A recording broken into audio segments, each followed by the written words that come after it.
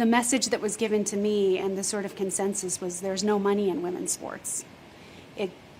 We're not interested in being there. The real money is in Major League Baseball, the NBA, the NFL. With the WNBA season ending for many teams, there are already so many players heading overseas to play during the off-season. But with all of the drama currently surrounding the WNBA, on top of the low-paying salaries, some of these players are questioning. What makes this moment different is that there's no single scandal or public blow-up driving it. This shift is happening quietly, deliberately, and with purpose, as players study contracts like game film, weigh long-term health against short-term loyalty, and start asking questions they were never encouraged to ask before.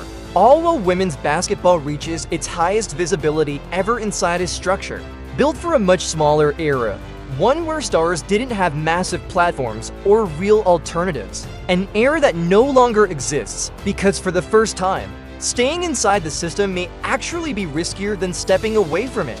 Women's basketball looks healthier than it ever has on the surface, but moments like this tend to appear right before major shifts, not after them, because growth doesn't always mean stability. It often exposes cracks that were hidden when expectations were lower, and as ratings climb, arenas fill, and new fans pour in, players are finding themselves carrying more responsibility without gaining more control. More visibility without more leverage, and more pressure without more protection, creating a strange contradiction where the sport is winning publicly, while many of its biggest contributors feel increasingly boxed in privately. And history across every major league shows that when talent begins to feel misaligned, with the system benefiting from it, the tension doesn't explode overnight. It builds quietly until the balance finally gives way. Caitlin Clark's arrival didn't just boost interest in women's basketball. It redefined how attention flows through the sport, because for the first time in a long while,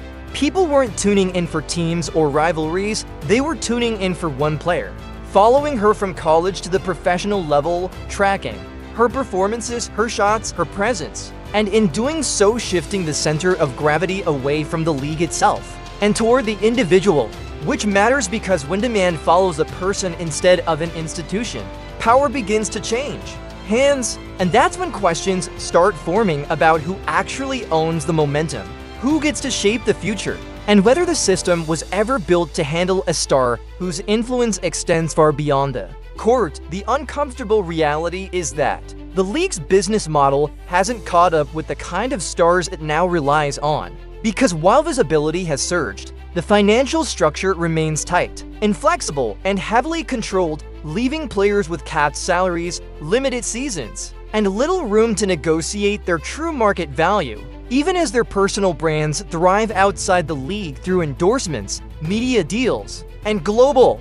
opportunities, creating a situation where the league becomes only one piece of an athlete's income rather than the foundation of it. And once that shift happens, loyalty stops being emotional and starts being mathematical, forcing players to ask whether committing their bodies and prime years to a system that captures most of the upside still makes sense. What's driving this moment isn't outrage, it's fatigue, the kind that builds when players are asked to give more every year while the structure around them stays largely the same.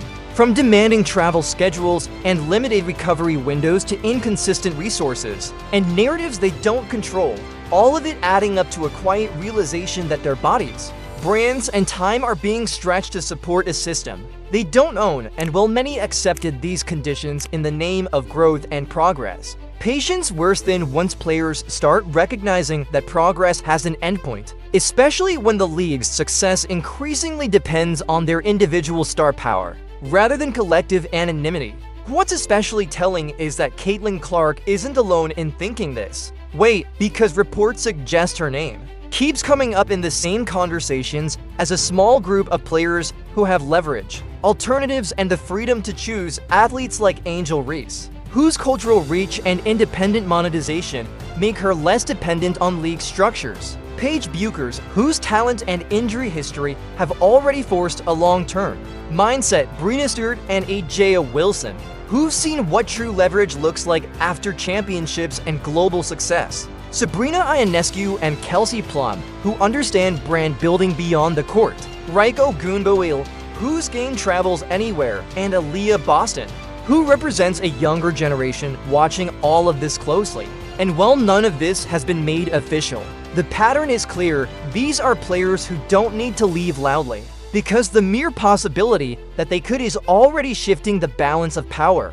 The deeper issue may not even be money, but mindset. Because for years, players were positioned as beneficiaries of opportunity rather than partners in success, encouraged to be grateful for exposure while having little influence over decisions that shape their careers. Yet now that the product is built and the audience is here, that framing no longer holds up, and players are starting to question why the people generating the value have the least say in how it's distributed, realizing that visibility without ownership creates dependency, not empowerment, and that once you see yourself as the engine rather than the passenger, it becomes impossible to keep pretending the destination is out of your hands. If even a fraction of these players were to step away, the impact would be immediate and impossible to ignore, because star power isn't just decoration in a growing league.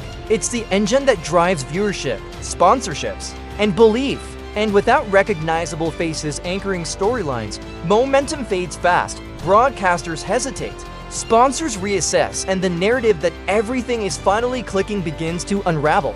Not because the sport lacks talent, but because audiences connect to people before they connect to systems. And when those people realize they can thrive elsewhere, the leverage quietly shifts away from the institution and toward the individuals who made it matter in the first place. This moment doesn't signal the end of women's basketball, but it may mark the end of a version of it that no longer fits the reality of its own success. Because players like Caitlin Clark don't need to announce decisions for their influence to be felt. Their silence already forces conversations, and as awareness turns into movement, the league is faced with a simple choice: evolve fast enough to treat its stars as partners rather than assets, or risk watching the very people who fueled its rise build something new on their own terms. Not out of spite or rebellion, but out of clarity, because when talent understands its value, walking away isn't abandonment, it's alignment. What happens next won't be decided by press conferences or public statements, but by quiet choices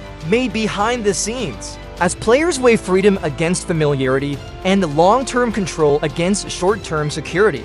Because once the idea of leaving becomes realistic, it can't be unthought. And even if no one walks away tomorrow, the power dynamic has already shifted, the questions have already been asked, and the league now exists in a new reality where its biggest stars know they are not just part of the system, they are the system, and whatever comes next will be shaped by how the truth is handled. In the end, this isn't a confrontation, it's a reckoning, because leagues don't lose stars all at once. They lose them the moment those stars realize their future doesn't have to be negotiated on someone else's timeline. And whether Caitlin Clark or anyone else ultimately stays or goes almost becomes secondary to the larger shift already underway.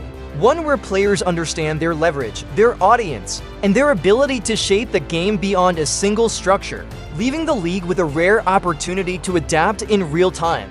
Because once awareness spreads this far, there's no resetting the clock, only deciding whether to move forward together or watch the center of gravity drift elsewhere. What makes this moment so pivotal is that it's unfolding in real time, without ultimatums or deadlines, just a growing awareness that the future of the sport may no longer be dictated from the top down. Because once players begin to see themselves as decision makers rather than dependents, every negotiation, every season, and every commitment is viewed through a different lens. And even if the league manages to retain its biggest names in the short term, the long-term question remains whether it can evolve into a system that grows with its stars instead of relying on their patience, since patience, unlike talent, is not an unlimited resource.